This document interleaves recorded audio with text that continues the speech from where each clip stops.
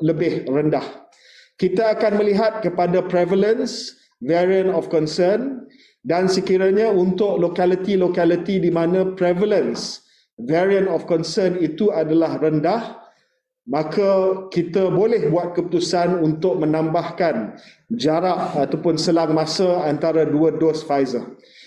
Di kawasan-kawasan di mana sudah ada prevalence variant of concern B16172, kita akan buat keputusan untuk kekal dengan jarak masa 3 minggu untuk memberi perlindungan yang terbaik kepada penerima vaksin daripada variant of concern.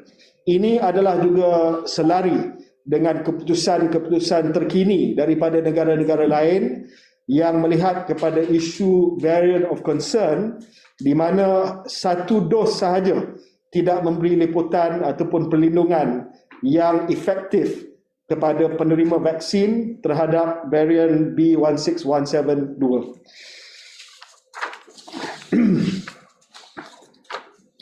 Saya juga ingin membangkitkan berkenaan dengan isu yang tular di Pusat Pemberian Vaksin Kompleks Sukan Desa Tasik pada 24 Mei. Kononnya mengikut apa yang tular, penerima vaksin Muslim hanya diberikan Pfizer. Penerima vaksin Sinovac hanya diberikan kepada non-Muslim. Ini adalah satu berita yang tidak benar sama sekali dan merupakan tuduhan yang sangat-sangat tidak bertanggungjawab. Pada 24 Mei, seramai 943 individu telah diberi suntikan vaksin, iaitu 252 dos vaksin Pfizer dan 691 vaksin Sinovac di PPV Kompleks Sukan Desa Tasik. Daripada jumlah ini, 169 orang Islam dan 83 orang bukan Islam merupakan penerima vaksin Pfizer. Manakala 142 orang Islam dan 549 orang bukan Islam merupakan penerima vaksin Sinovac. Tiada sebarang pengasingan telah dibuat mengikut agama ataupun bangsa. Sebaliknya, penerima vaksin hanya diasingkan berdasarkan jenis vaksin mengikut ruang suntikan bagi memastikan tiada kesilapan dalam pemberian jenis vaksin. Walau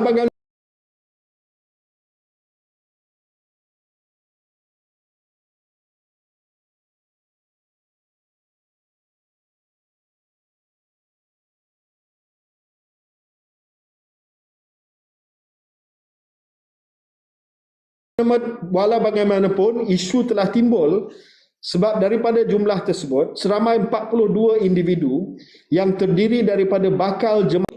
Jadi ini adalah sekaligus untuk menafikan mesej yang tular yang menyatakan bahawa berlaku pengasingan berdasarkan kepada agama ataupun kaum dalam program imunisasi COVID-19 kebangsaan. Satu tuduhan yang tidak bertanggungjawab, satu tuduhan yang tidak betul, dan satu tuduhan yang perlu kita nafikan sekeras-kerasnya. Terdapat juga status tentang penerima vaksin Sinovac atau vaksin yang lain sama ada dapat diterima oleh Kerajaan Arab Saudi.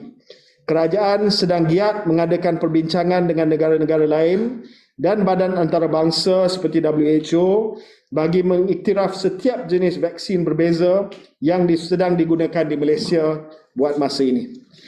Itu antara perkara-perkara yang nak dibangkitkan pada hari ini dalam sidang media yang saya panggil khusus berkenaan dengan beberapa isu berbangkit selama 2-3 hari yang lepas ini. Sekali lagi, bagi pihak CITF dan Kerajaan Malaysia, saya mohon maaf kepada mereka yang berhadapan dengan kesulitan semalam dengan sistem tempahan kita. Saya terima segala kritikan ya dan juga segala cemuhan, dan saya faham rakyat inginkan vaksinasi mereka secepat mungkin sebab kita melihat kes kita sedang meningkat. Vaksinasi memberi satu perlindungan yang baik kepada rakyat kita, dan seperti mana yang saya umumkan tadi, kita telah mengadakan rundingan demi rundingan dalam tempoh masa seminggu yang lepas ini untuk memastikan bahawa bekalan penghantaran bekalan vaksin kita dapat dipercepatkan dengan jumlah yang lebih banyak lagi. Ya, jadi mereka yang tidak dapat AstraZeneca, saya mohon maaf tapi jangan risau. Kita sedang berusaha untuk mempercepatkan penghantaran vaksin supaya kita dapat melindungi seramai mungkin penduduk di Malaysia. Terima kasih, saya buka kepada soalan kepada media.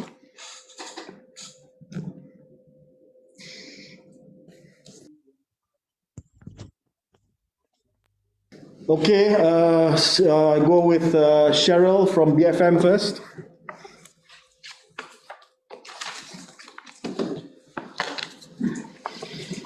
You're muted, Cheryl. Am I all right now? Can you hear me? Yes, I can hear you now.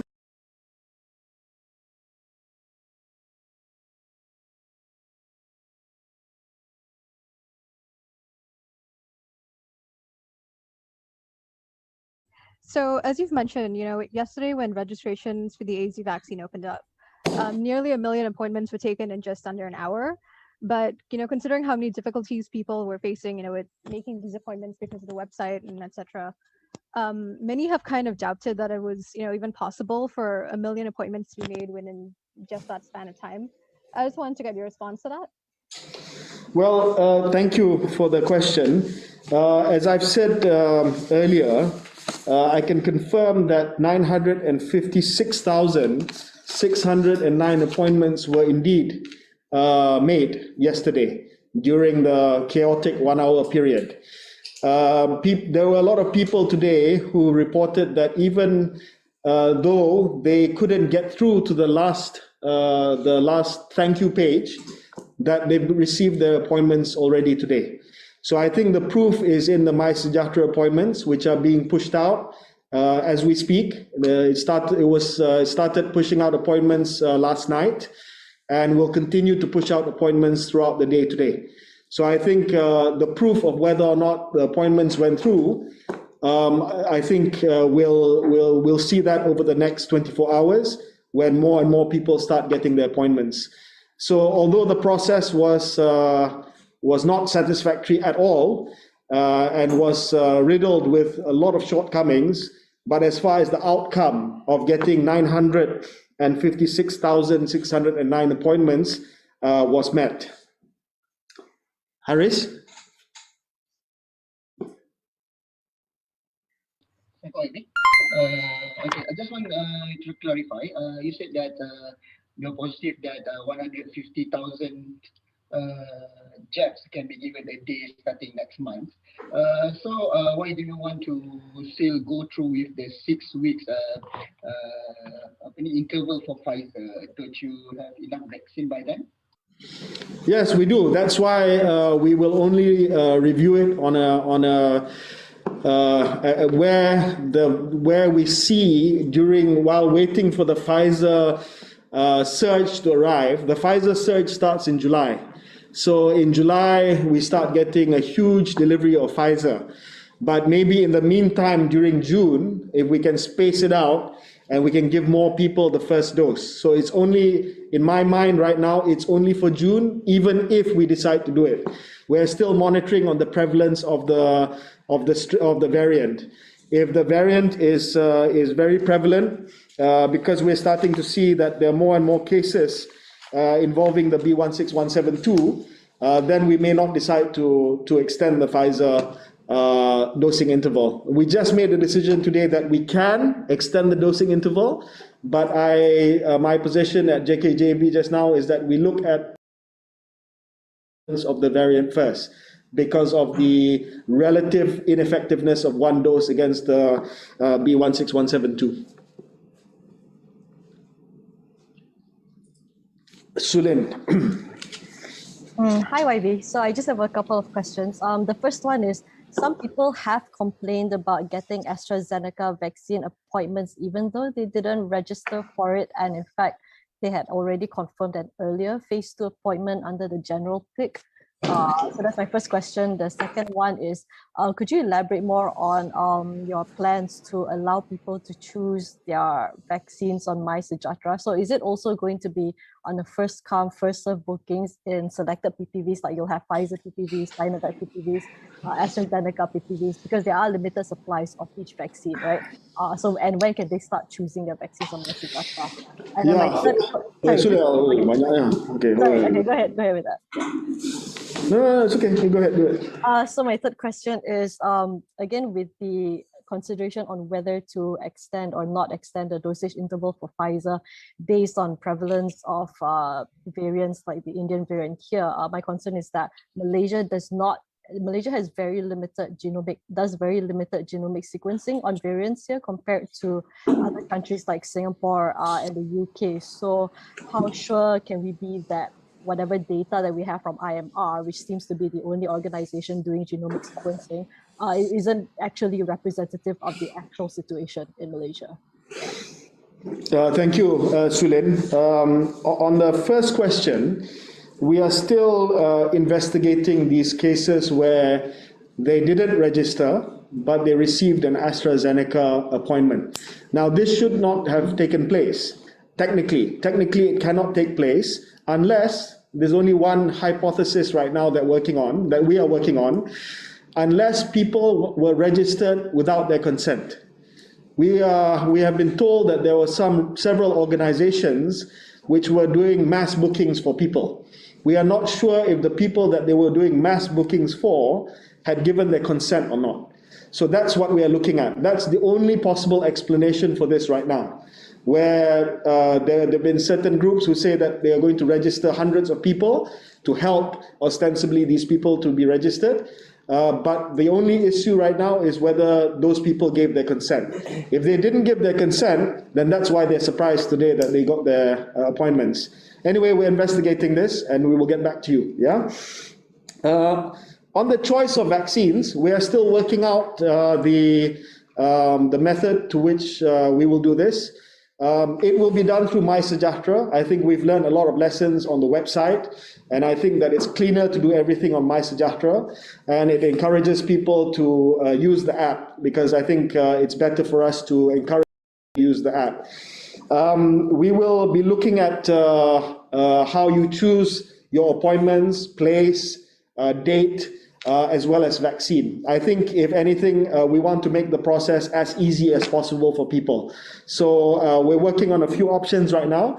I will probably announce that over the next couple of weeks on how people can choose the vaccine, the place, and also the time or the date that they want. On the variants of concerns, it's not true that IMR is the only one doing genomic surveillance. The Malaysian Genomic Institute under MOSTI are also doing genomic surveillance. Universities are also doing genomic surveillance. We admit that the numbers of genomic sequencing that has been done is relatively low in Malaysia. So we plan to increase that over the next few weeks to ensure that at least we are on par with other peers in Southeast Asia.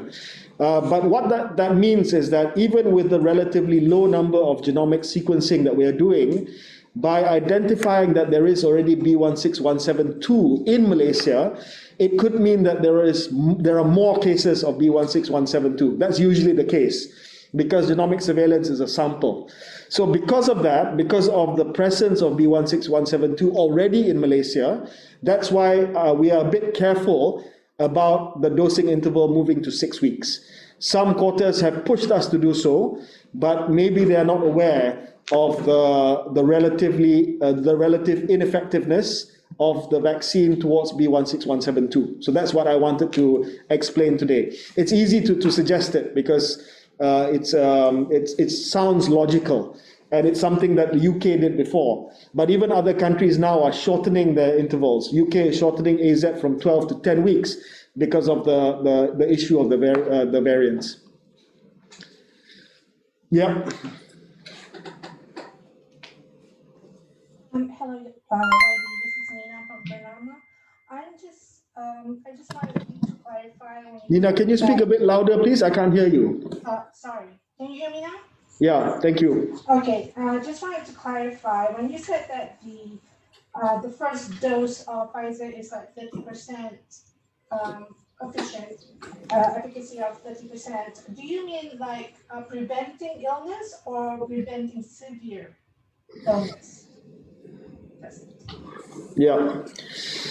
So the data that we have, and that was presented by Dr. Kalai just now, is based on the efficacy in preventing clinical COVID-19. Yeah, clinical COVID-19.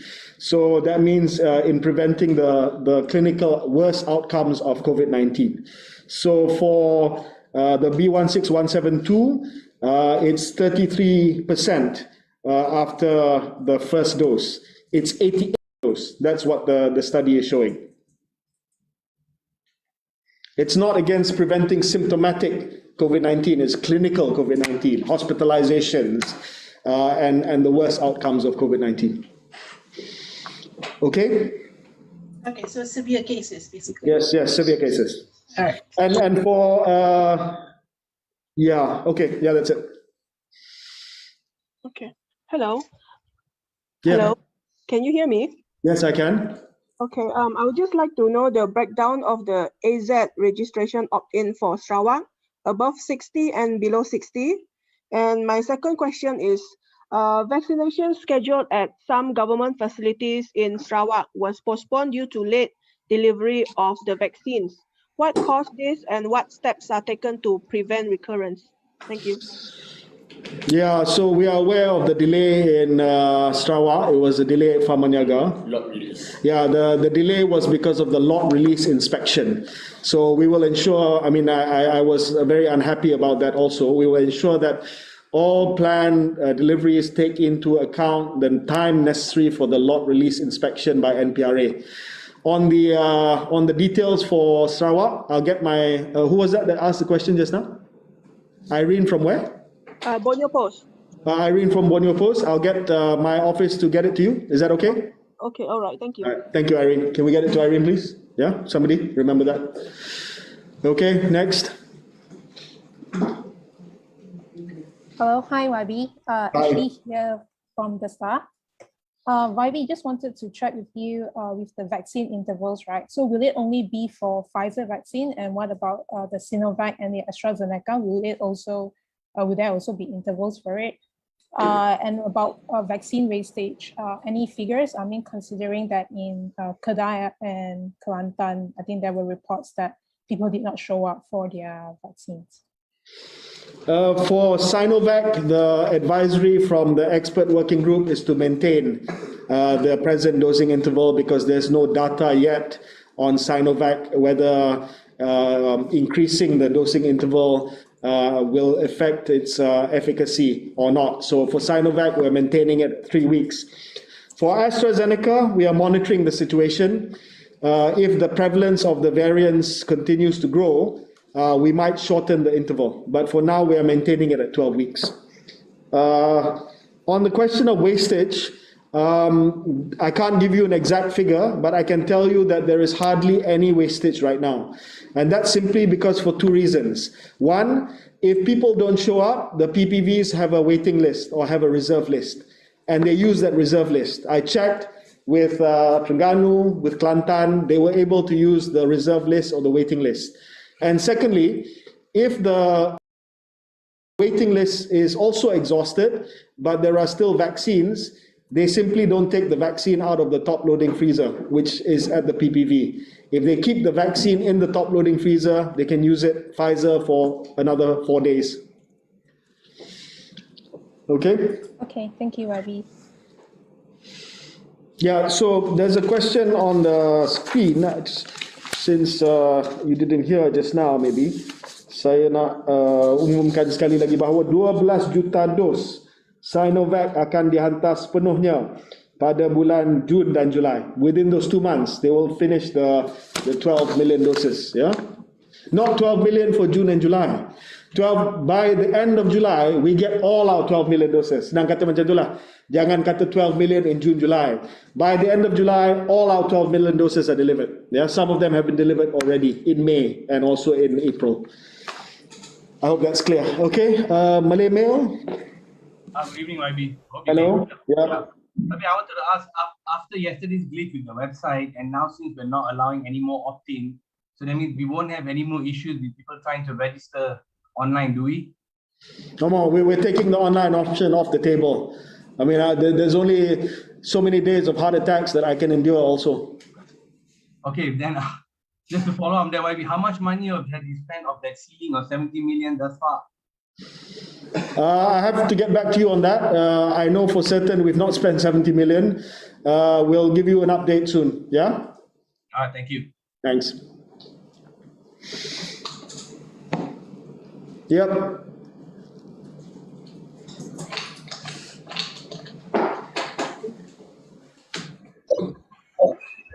Hi YB. Ya. Suhari Berita Harian. Okay, saya just nak tanya sikit memang sebelum ni YB ada mention lebih 5,000 atau 6,000 pengamal media akan diberikan vaksin. Tapi mungkin ada tarikh spesifik tak? Sebab sekarang ni nampaknya jumlah pengamal media yang positif semakin ramai. Jadi mungkin ada tarikh atau mungkin boleh dipercepatkan. Ya, bermula minggu pertama Jun. Saya dah sign senarai dah tadi. Okay.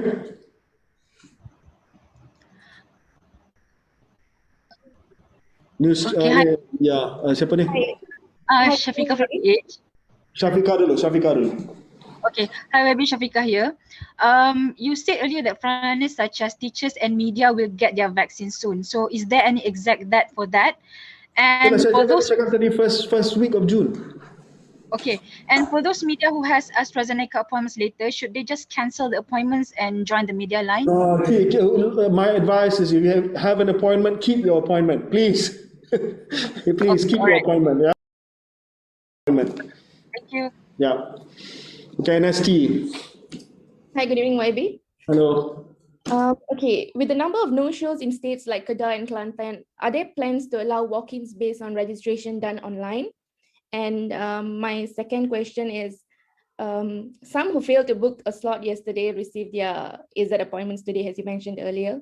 However, those who successfully registered have not received any updates. Can we confirm those who registered will receive their appointments soon as well? We are pushing out 900, more than 900. We're pushing out 1.4 million appointments. So it takes a while for the system to push out all the appointments. So it'll continue to push out throughout today. Yeah? Okay. What was the first question? The first question on the no-shows in Kedah. For no-shows, please don't go and there are no walk-ins. There's a reserve list where the PPVs will call. Yeah? We don't want for there to be a crowd at the PPVs. That's at the moment that's dangerous because of the cases. Thank you. Siapa lagi? People are confused about that. So they think you're thinking of registration. Oh, okay. Sorry. I just got a note. People are confused. You can register for PIC online. There will no more be any AstraZeneca registration online. You can register for PIC online. The online registration for mainstream PIC is still available and open online. Yeah, is that clear? Sorry about that. It's AstraZeneca punya opt-in. We will no longer do online. Okay. Yeah? Okay. Yeah. Who's next? Hi, Wadi. Yeah. I just want to ask if there's an update on the investigation into underdosing cases at the PWTC. What happened? And there are some people who are concerned that they are not sure whether they receive enough dosage after they read about the cases. So what are the options that these people have? Well, for the case that occurred in PWTC, that particular person has already been given the additional dose required for the full dose of AZ. We have also got a new SOP where now the vaccinator needs to show the vaccinee the syringe and to indicate that that is the required dose that is given. And once the vaccinee or the vaccine recipient is happy, then they will proceed with the vaccination. If anybody else has strong proof that they have been underdosed, they can come forward and we can verify to see if that's the case. But I can assure you that this was a very, very remote incident, yeah, that took place. Okay, last couple of questions. Hi, Baby. Can I ask a question? Yeah. Yeah, Baby, I'm Michelle from Steam2. Just now you mentioned that some PPVs have their reserve list and they will call up people from the reserve list if some people do not turn up for their appointments. But how do people register with the PPV to be in the reserve or waiting list? We give the reserve list from CITF. It's from the My Sejahtera list. So we give them a list of people who are supposedly next in the system. Okay, so there's no registration with No, the no. PPV, right? No. Okay, thank you. Ada, last one. Just one from me, YB. So are the AstraZeneca registrations included in JKJAV's overall vaccine registration graphics? Because yesterday saw only 245,076 registrations. Registrations. Oh yeah, those are new registrations, Sulin. AstraZeneca, they are already registered. I mean, but because JKJAV's daily graphics on vaccine registrations.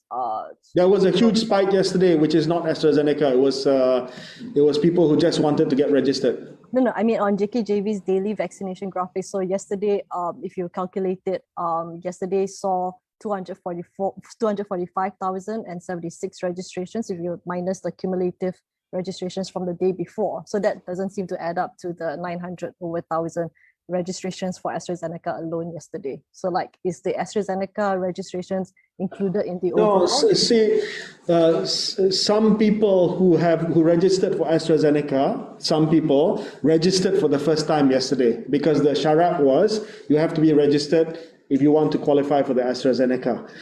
But most people who registered yesterday were new registrations. Okay. Yeah. Okay.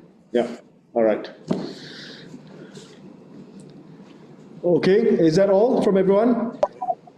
Oh, sorry, saya nak perincikan sikit yang kata pasal media tadi tu. Maksudnya minggu pertama Jun tu akan di-start beri ke atau baru akan dimaklumkan siapa senarai nama ke atau macam mana? Kita akan start bagi appointment mulai minggu pertama Jun. Ya, appointments will be pushed out in the first week of June. Okay, baik. Terima kasih. Okay. Terima kasih kepada semua pengamal media. Thank you very much. See you at the next press conference minggu depan. Terima kasih. Thank you.